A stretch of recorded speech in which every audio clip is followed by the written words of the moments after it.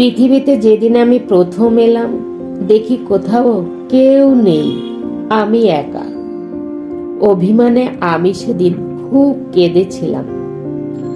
তারপর ফুল, পাখি, আকাশ, চাঁদ, তারা, সূর্য, রাতের আধার, এই সবই হলো আমার সাথে। এরই মাঝে এলো বসন্ত।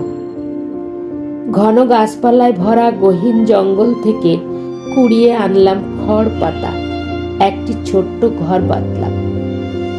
স্বপ্ন, আশা, ভালোবাসায় ভরে গেল আমার ঘরখানা।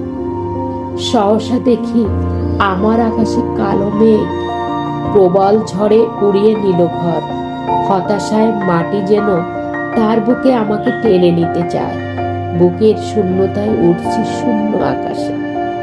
বুক ফেটে কান্না পেল, রুধির হয়ে ঝরে গেল অশ্রুধারা। সেদিনও আমি খুব কেঁদেছিলাম।